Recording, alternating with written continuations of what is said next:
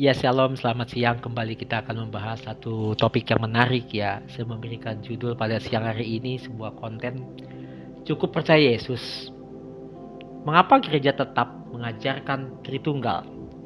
Nah, sebelum sampai kepada pembahasan itu, saya akan mengutip apa yang dikatakan oleh Rasul Matius ya di dalam Matius pasal 28 ayatnya yang 19. Karena itu, pergilah jadikanlah semua bangsa muridku dan baptislah mereka dalam nama Bapa, Anak, dan Roh Kudus. Ya, itu ucapan Rasul Matius yang dikutip langsung dari perkataan Yesus sebelum terangkat ke surga. Perhatikan itu ya. Gitu. Nah, kita lihat ini. Ya. Beberapa minggu ini orang rame viral ya di media sosial khususnya TikTok. Ya. Rame di mana?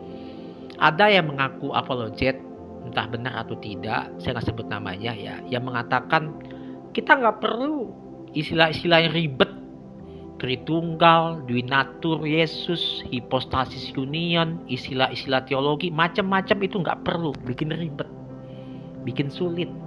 Yang penting percaya Yesus saja cukup. Apakah memang seperti itu?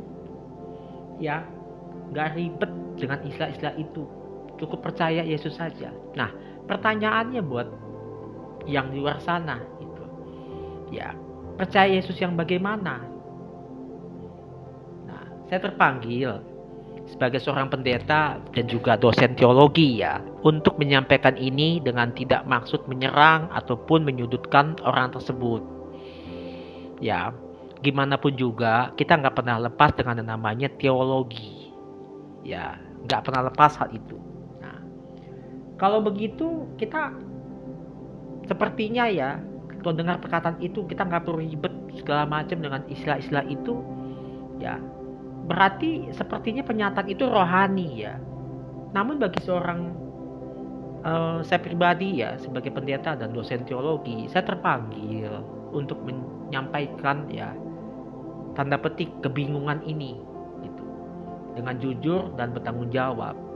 Dua pertanyaan dari saya kepada siapapun atau mungkin juga kepada anak-anak Tuhan juga ya, anak-anak Tuhan pengikut Kristus ya. Apakah gereja selama 2000 tahun, 2 milenium ya, keliru dalam mengajarkan Tritunggal? Itu yang pertama. 2 milenium ya mengajarkan Tritunggal, apakah itu keliru? Tritunggal loh istilah itu. Lalu yang kedua, ya istilah-istilah itu lahir, ya Trinitas, Duinatur, Hipostasis Union dan macam-macam ya untuk menjaga iman kepada Yesus Kristus tetap benar. Nah, pertanyaan ini bukan soal debat, tetapi kesetiaan kita kepada wahyu Allah. Sekali lagi kepada wahyu Allah. Ya, wahyu Allah itu dari mana? Dari sini sumbernya bukan? Ya, ini adalah wahyu Allah. Ya, Alkitab yang adalah 66 kitab itu sendiri. Nah, di dalam teologi sistematika, mengapa cukup percaya Yesus? Perlu dijelaskan. Ya, sekali lagi perlu dijelaskan. Karena Yesus yang bagaimana yang mau dijelaskan itu? Apakah Yesus ya yang adalah hanyalah seorang manusia? Ada orang yang mengatakan hal itu. Apakah Yesus dia adalah Allah? Tapi dia bukan manusia. Ada juga kelompok yang mengatakan hal itu. Ada juga yang mengatakan bahwa Yesus ada ciptaan. Nah, belum lama juga ada lagi mengatakan ya Yesus adalah hamba Tuhan sampai sekarang ini. Ya. Nah, apakah Yesus cuma sekedar guru moral yang baik yang pernah ada 2000 tahun yang lalu? Guru moral ya, seperti itu. Nah, yang bagaimana? Alkitab bicara Yesus yang tersalib. Tetapi juga ada kitab lain yang katanya Yesusnya tidak disalib. Ada lagi. Nah, semuanya kan perlu penjelasan hal ini dan kembalinya kepada Alkitab. Nah, jadi teologi sistematika itu mau menuntun, merumuskan iman Alkitab secara utuh dan konsisten, bukan untuk memperumit. Istilah Tritunggal bukan upaya untuk mengetahui Allah secara tuntas ya, sekali lagi. Istilah Tritunggal bukan untuk mengetahui atau menjelaskan Allah itu secara tuntas.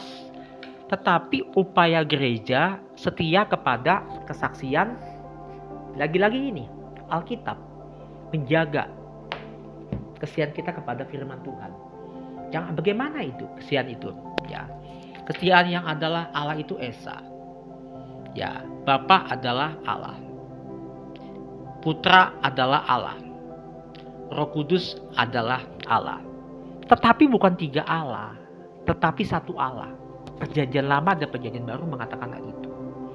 Jadi logikanya, wahyu Allah itu melampaui logika manusia. Beyond, di atas logika manusia itu. Bagaimana mungkin, ya sekali lagi bagaimana mungkin kita yang terbatas mau mengetahui Allah yang tidak terbatas.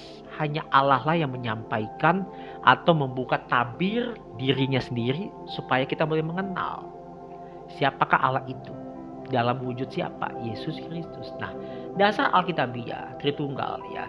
Di dalam Matius 28 tadi, ya. Yesus nggak pernah berkata begini ya. Perhatikan baik-baik. Matius 28 ayat 19. Yesus nggak pernah berkata, baptislah mereka dalam namaku, dalam nama Yesus. Atau Yesus tidak pernah berkata, Yesus berkata, baptislah dalam nama Bapa atau baptislah dalam nama Roh Kudus. Tapi dalam nama. Dalam nama tunggal, bukan jamak. Artinya apa? Nama di situ ya tidak hasil filsafat Yunani, tetapi karena Alkitab yang kita baca itu. Ya, 3 pribadi Bapa dalam nama Bapa, Anak dan Roh Kudus yang sehakikat, setara. Kita lihat ya, pandangan para bapak gereja dan bapak rasuli ya. Ini memang menarik ya, 2000 tahun yang lalu bapak gereja, bapak rasuli ini yang dekat atau murid-murid Tuhan Yesus ya. Tapi sekarang nih diobrak-abrik dengan pengajaran yang aneh-aneh di abad-abad 19-20 ini. Ignatius yang pertama, pandangan bapak gereja. Ignatius dari Antioquia, seorang murid dari Rasul Yohanes, dia mengatakan, menyebut Yesus ya sebagai Allah kita yang telah menyatakan dirinya dalam daging. Artinya apa? Allah yang menjelma berinkarnasi dalam daging, wujud manusia Kristus, the fully God and the fully man, Allah sejati dan manusia sejati. Artinya gereja semula bukan iman kepada iman Yesus yang kabur, tapi jelas keilahian Yesus. Yesus ilahi ya. Yesus itu Allah. Yang kedua, Irenaeus dari Lyons. Ia menegaskan bahwa Anak dan Roh Kudus itu 2 tangan Allah. Tanda petik ya, 2 tangan Allah dalam karya keselamatan, terlibat di dalam karya keselamatan. Kalau Bapak Ibu pegang Alkitab, baca di Galatia 4 ayat 4 sampai 6 tuh. Karya keselamatan itu 3 pribadi itu terlibat di dalam karya keselamatan itu, 3 pribadi itu. Athanasius abad keempat, apa yang dikatakan Athanasius itu? Ia berkata begini, jika Kristus bukan sungguh Allah, maka ia nggak dapat menyelamatkan. Kalau Yesus bukan Allah, ia tidak dapat menyelamatkan. Kok malah jadi juru selamat yang menyelamatkan? Satu-satunya loh di muka bumi ini. Pemimpin agama lain gak ada, cuma Yesus. Jadi jelas bahwa inti duinatur Yesus sungguh Allah, karena mampu menyelamatkan. Sungguh manusia, karena benar-benar mewakili manusia. Duinatur yang dipakai. Itu istilah-istilah begitu kan jadi istilah teologi kan, duinatur. Nah, jadi mengapa teologi itu penting? Sebenarnya teologi itu nggak menyelamatkan, ya, tetapi menjaga keselamatan itu tetap murni berdasarkan Alkitab itu sendiri, yang Bapak Ibu pegang, ya, yang kita akui sebagai Perjanjian Lama atau Perjanjian Baru, 66 kitab. Nah, jadi masalahnya bukan istilah, tetapi apakah istilah itu setia pada Alkitab atau tidak. Nah, kesimpulannya apa dari ini semua? 1, ya, keselamatan oleh iman kepada Yesus Kristus itu nomor 1.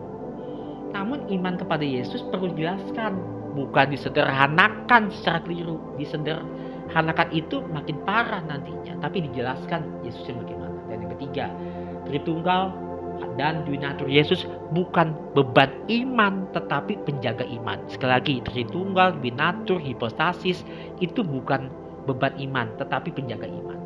Gereja nggak mengajarkan Tritunggal karena ingin rumit, ya, tapi ingin setia kepada Allah yang menyatakan dirinya.